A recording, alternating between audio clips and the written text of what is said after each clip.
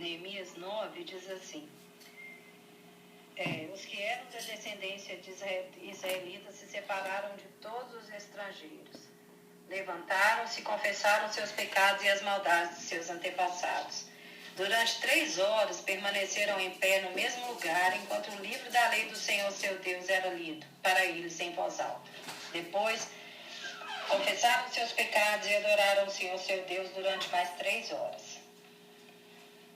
Os levitas então disseram: levantem-se e louvem o Senhor seu Deus, que vive desde sempre e para sempre. E em seguida oraram: louvado seja o teu nome glorioso, exaltado seja acima de toda bênção e todo louvor. Somente tu és o Senhor. Fizeste o céu e os céus além do céu e todas as estrelas. Preservas todos os seres com vida e o exército dos céus te presta adoração. Tu és Senhor Deus, que escolheste Abraão e o trouxeste de Ur, dos caldeus, e lhe deste o nome de Abraão. Viste a fidelidade de seu coração e fizeste com ele uma aliança, para dar a ele e à sua descendência a terra dos cananeus, dos heteus, dos jebuseus, dos ferezeus, dos gigaseus, e cumpriste tua promessa, pois és sempre fiel à tua palavra. Viste a aflição dos nossos antepassados, fizeste sinais e maravilhas contra Faraó. Dividiste o mar para que teu povo atravessasse em terra seca e depois lançaste seus inimigos nas profundezas do mar. Conduziste os nossos antepassados com uma coluna de nuvem durante o dia e uma de fogo durante a noite, para que encontrassem o caminho por onde deviam ir. Descestes ao monte Sinai e falaste com eles do céu, deste os estatutos justos, leis verdadeiras e mandamentos bons. Tu os instruístes a respeito de teu sábado santo. Por meio de Moisés, disse para obedecer aos mandamentos, decretos e leis. Providenciaste-lhes pão do céu, quando tiveram fome. Fizeste sair água da rocha, quando tiveram sede. Ordenaram que fossem e tomassem posse da terra que juraste lhe dar. Nossos antepassados, porém, eram orgulhosos e teimosos e não deram atenção aos mandamentos do Senhor. Não quiseram obedecer e não se lembraram dos milagres que havias realizado em favor deles. Em vez disso, rebelaram-se e nomearam um líder para levá-los de volta à escravidão no Egito. Mas tu és Deus de perdão, misericordioso e compassivo, lento para se irar e cheio de amor. Não os abandonastes, mesmo quando fizeram um ídolo em forma de bezerro. Sim, cometeram blasfêmias terríveis, mas em tua grande misericórdia não os abandonastes para morrerem no deserto. Enviaste teu bom espírito para instruí-los e não deixastes de lhe dar maná do céu. Tu os sustentaste no deserto durante 40 anos, nada lhes faltou. Suas roupas não se desgastaram e seus pés não ficaram inchados. Entregastes a eles reinos e nações e distribuístes teu povo por todos os cantos da terra. Eles entraram e tomaram posse da terra. Tu derrotaste as nações inteiras diante deles e entregaste nas mãos de teu povo os cananeus que habitavam na terra. Teu povo fez o que quis com essas nações e com seus reis. Apossaram-se das casas cheias de coisas boas, com cisternas já escavadas, com vinhedos, olivais e muitas árvores frutíferas. Comeram até se fartar, engordaram e desfrutaram de tuas muitas bênçãos. Apesar de tudo isso, foram desobedientes e se rebelaram contra o Senhor. Deram as costas para a tua lei, mataram os profetas que enviaste para adverti-los a voltarem para ti e cometeram blasfêmias terríveis. Por isso tu os entregaste nas mãos de seus inimigos, que os fizeram sofrer. Nos momentos de angústia, porém, clamaram a ti e tu os ouvistes do céu. Em tua grande misericórdia enviaste os libertadores que os livraram de seus inimigos. Assim que todo o povo tinha descansado, voltaram a praticar o mal diante de ti. Permitistes que seus inimigos os dominassem. Em tua misericórdia, tu os resgatastes muitas vezes. Os advertistes a voltarem para a tua lei, mas eles se tornaram orgulhosos e desobedeceram seus mandamentos. Não cumpriram seus estatutos que dão vida a quem lhes obedece. Em rebeldia, deram as costas para ti e teimosamente não quiseram ouvir. isso durante anos. E tu fostes paciente com eles. Enviaste teu Espírito que os advertiu por meio dos profetas. Ainda assim, eles se recusaram a ouvir. Mais uma vez permitistes que os povos da terra os dominassem. E em tua grande misericórdia, porém, não os destruíste completamente, nem os abandonaste para sempre. Que Deus bondoso e compassivo tu és. Agora, nosso Deus, grande, poderoso e temível Deus, que guardas tua aliança de amor leal, não permites que te pareçam insignificantes todas as dificuldades que enfrentamos. Grande aflição veio sobre nós e sobre nossos reis, líderes, sacerdotes, profetas e antepassados, sobre todo o povo, desde o dia em que os reis da Assíria triunfaram sobre nós até hoje. Foste justo todas as vezes que nos castigaste. Agimos perversamente e nos deste apenas o que merecíamos. Nossos reis, líderes, sacerdotes e antepassados não obedeceram à tua lei, nem deram ouvidos às advertências em teus mandamentos e preceitos. Mesmo quando tinham seu próprio reino, não te feriram, apesar de teres derramado tua bondade sobre eles.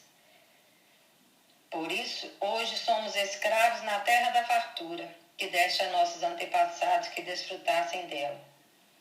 Somos escravos aqui nessa boa terra. Nós lhes servimos como eles querem e estamos em grande angústia. O povo respondeu então: em vista disso tudo, fazemos uma aliança solene e a registramos por escrito neste documento selado. Estão os nomes dos nossos líderes, levitas e sacerdotes. Esse é o capítulo 9 de Neemias. Quem era Neemias, então? Neemias era o copeiro do rei. Um copeiro naquela época era o que evitava do rei ser envenenado. Não era só o que escolhia o vinho, que escolhia a comida, que separava a comida, não. Mas ele provava a comida antes que o rei comesse, porque naquele tempo usava-se muito de veneno e o rei não deveria ser envenenado. Então Neemias recebe notícias de que os muros da cidade estavam destruídos e vai para reconstruí-los. Quando chegamos no capítulo 9, os muros já foram reerguidos e logo Neemias foi movido por Deus para coordenar uma reforma religiosa, ou seja, para chamá-los para um reavivamento, ou chamá-los de volta para Deus, ou mostrar que era necessário arrepender. E é isso que a gente vai ver nesse capítulo. O arrependimento não é só a confissão de pecados, mas é uma tristeza profunda por ter cometido algum pecado. Aquela tristeza que te invade de uma forma que parece que você não consegue se reerguer. E quando você confessa e deixa a misericórdia de Deus, o perdão de Deus vem sobre nós de uma forma que nós conseguimos levantar e caminhar tranquilamente, porque entendemos que fomos perdoados. Mas, quando existe orgulho e soberba, esses dois impedem o agir de Deus. Porque o orgulhoso ele não consegue reconhecer que ele errou.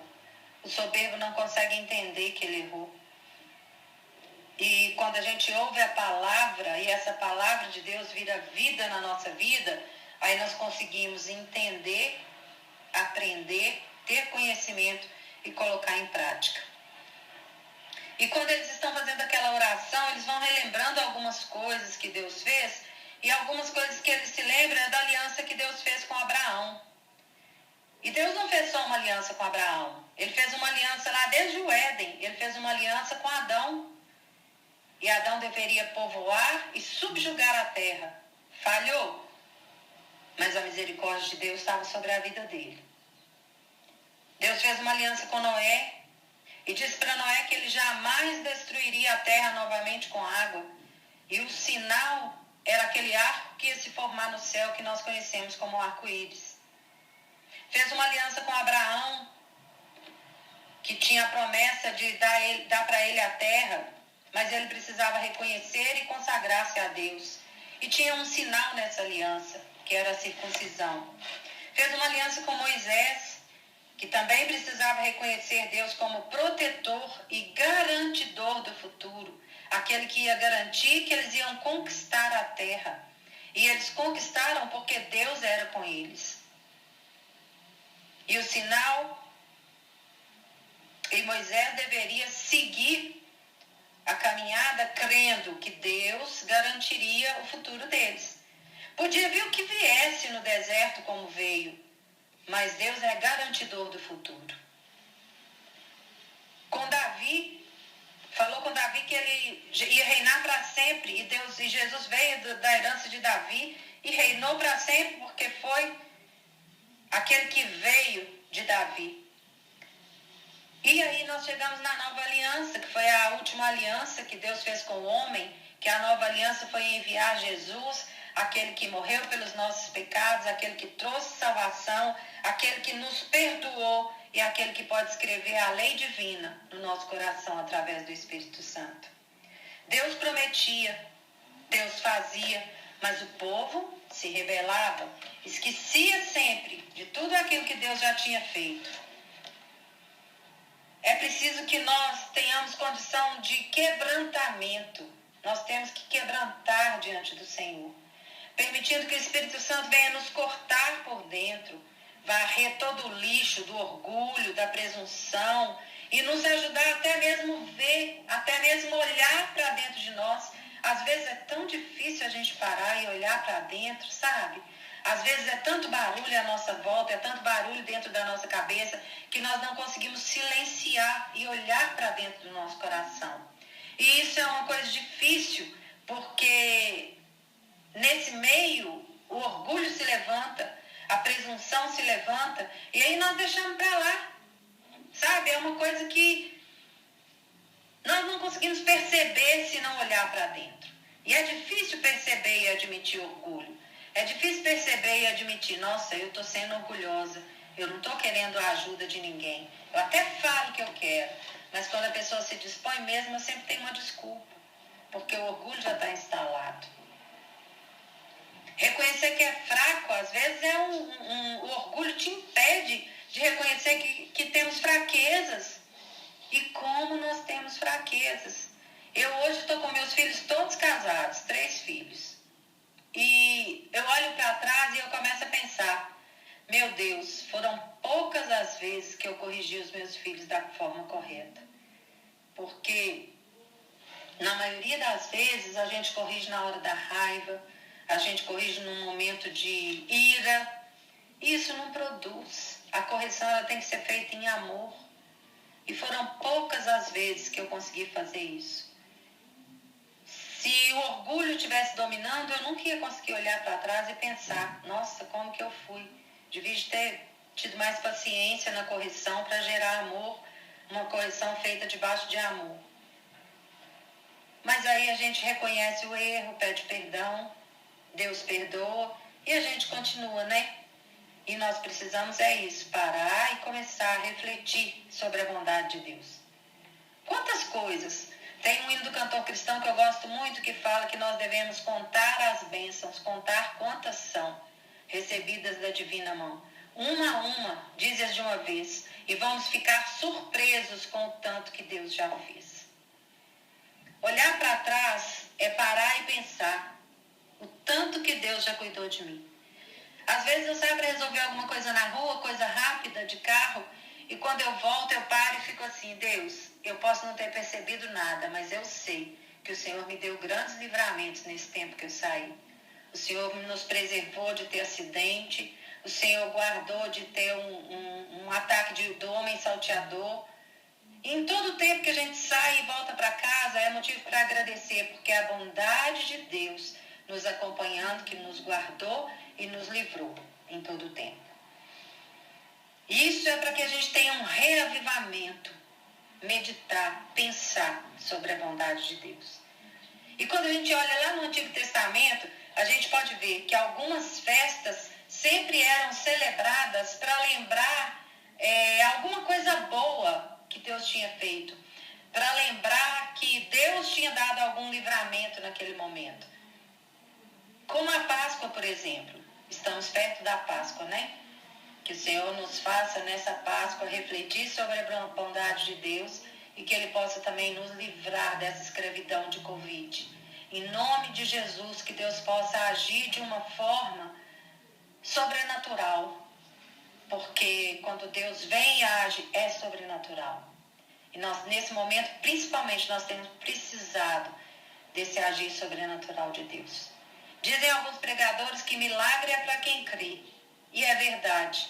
E nós precisamos juntas crer num milagre. Já que nós estamos cada um orando pela sua cidade, que Deus possa fazer um milagre nas nossas cidades. Que Deus possa agir dessa forma sobrenatural e dar libertação para nós dessa escravidão de Covid. Tinha também a festa dos tabernáculos, que era a festa para lembrar do período que eles habitavam em tendas. Eles voltavam a ficar em tendas em agradecimento àquilo que Deus tinha feito no deserto. Porque eles andaram no deserto, como nós vimos no texto, as roupas não encolheram, não se desgastaram, os pés não incharam. Durante 40 anos, com a mesma roupa e com o mesmo sapato, principalmente para nós mulheres, né? É quase impossível compreender isso. A nossa mente finita não consegue compreender essas coisas. Mas foi assim que Deus guardou o povo no deserto. Ainda guardava com uma nuvem de sombra para eles caminharem debaixo daquele sol. E ainda tinha a nuvem de fogo à noite para orientar para onde eles iam. E Deus estava ali com aquele povo todo. E ainda tinha o tabernáculo, que é uma coisa que eu amo no deserto. Quem sabe um dia a gente faz uma sequência de estudos sobre o tabernáculo. A outra festa é a festa das luzes, ou Chanukah, ou Hanukkah, cada um pronuncia de uma forma, que era uma festa para lembrar a provisão de Deus, porque o povo naquela época não tinha como preparar óleo, e o óleo que eles tinham para as lamparinas durava determinado tempo. Só que a providência de Deus veio de uma forma e proveu que aquele óleo durasse com as lâmpadas acesas por mais dias. Então eles celebravam essas festas para lembrar. Assim como hoje nós celebramos a ceia, né? Às vezes nós colocamos a ceia muito espiritualizada e esquecemos do real significado da ceia. A ceia é um memorial, ou seja, é trazer à memória aquilo que Jesus fez por nós. E eu fico observando umas coisas em dias de ceia na igreja e tudo, que às vezes as pessoas estão ceando de uma forma tão corriqueira, sabe? Tão costumeira, aquilo já ficou tão normal, que ela come e bebe simplesmente. E não consegue quebrantar, não consegue chorar. Era tempo da gente chorar em agradecimento por aquele sacrifício que Jesus fez ali na cruz. Era tempo realmente de se dobrar diante do Senhor.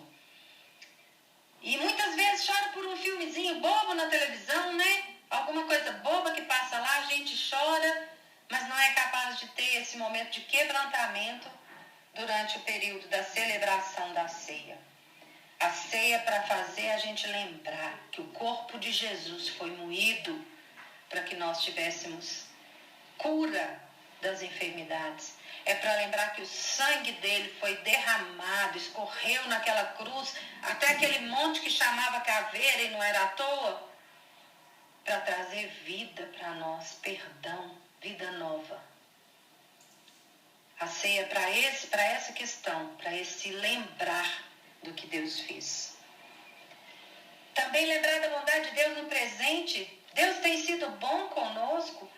Olha só, em um ano de pandemia, nós estamos aqui hoje, podendo compartilhar da palavra, podendo orar, podendo ser socorro bem presente na hora da angústia para alguma irmã. Sabe, às vezes a gente reclama tanto, mas a igreja está fechada, a gente não pode abraçar, a gente não pode reunir. Mas Deus, Ele está presente em todo lugar. Às vezes nós duvidamos da onipresença, da onisciência e da onipotência de Deus. Sabe, por telefone a gente ora e as coisas acontecem.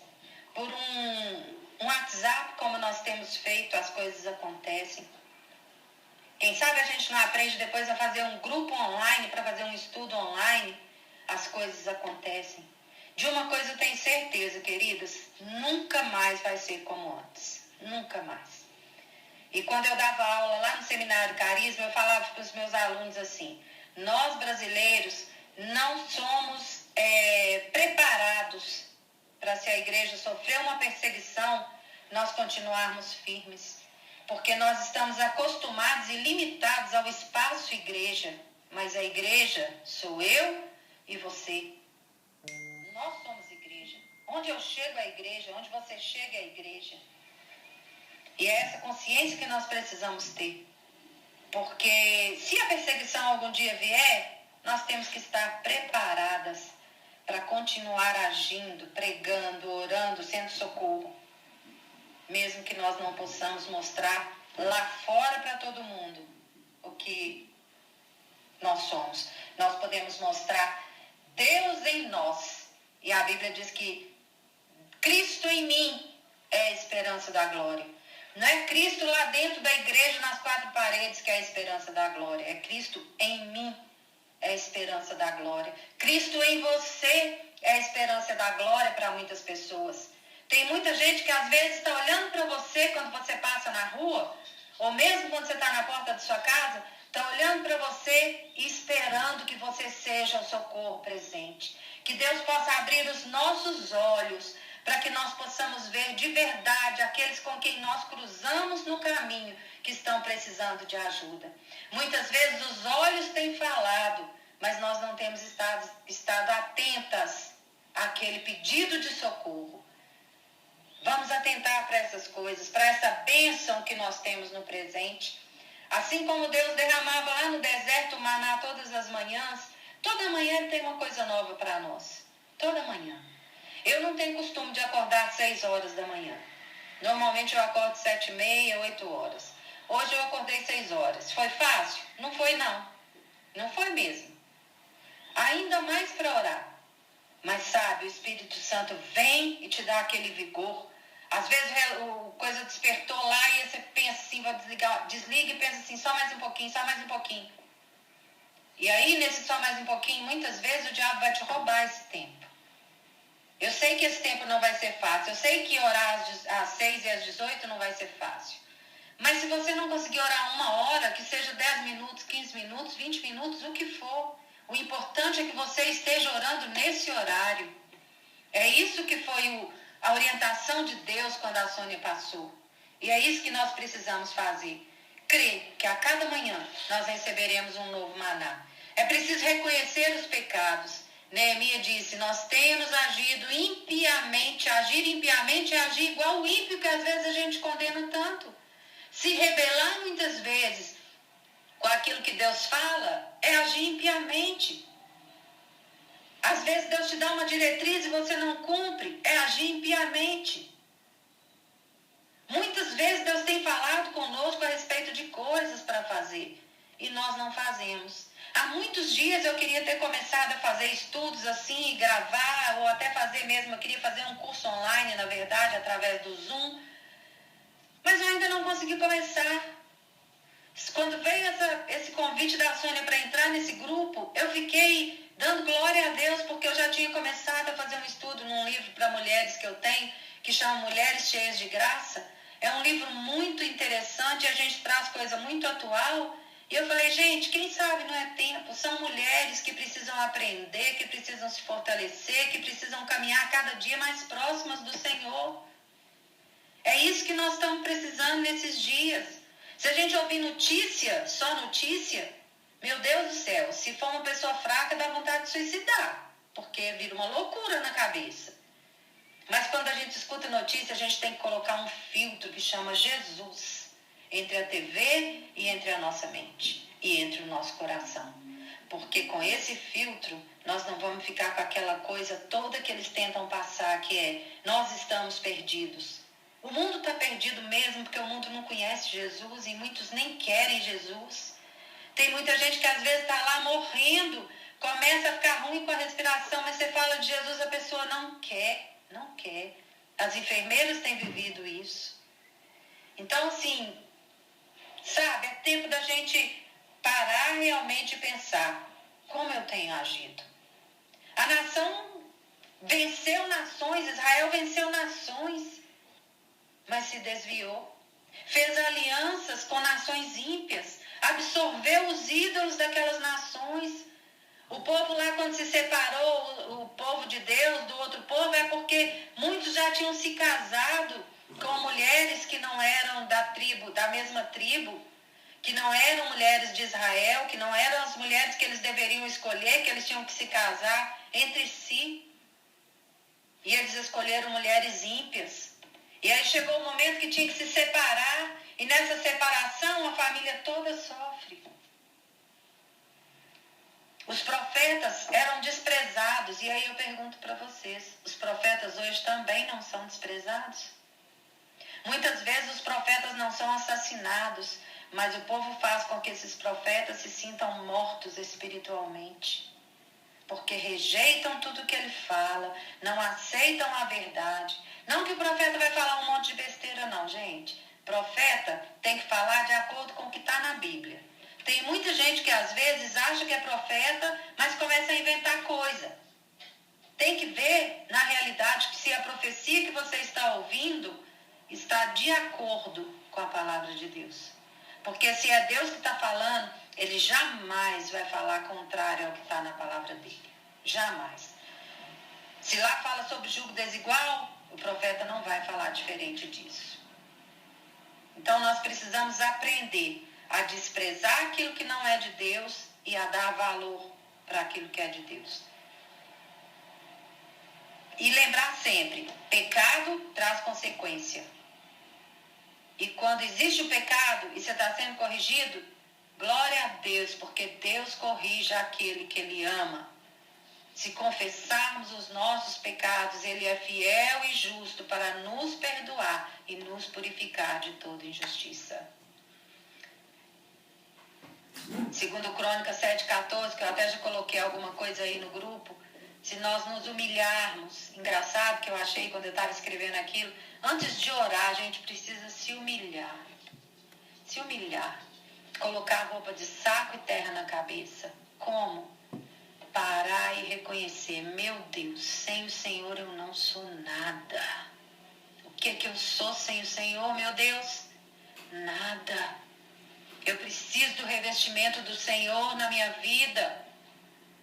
Eu preciso deixar de viver de aparência. Roupa de saco é aquela que todo mundo que olhar não vai ter nada atrativo porque não é bonita. Terra na cabeça é pra gente tirar um pouco, às vezes, a vaidade. Eu vou andar toda desarrumada, toda descabelada. De jeito nenhum.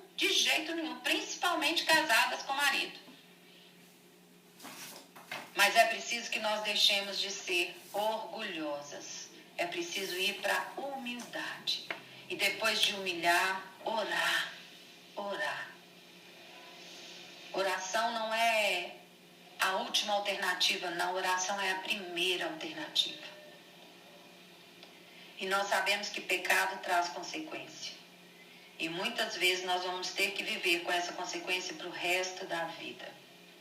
Mas lembrando sempre, se nós confessarmos os nossos pecados, Ele é fiel e justo. Amém?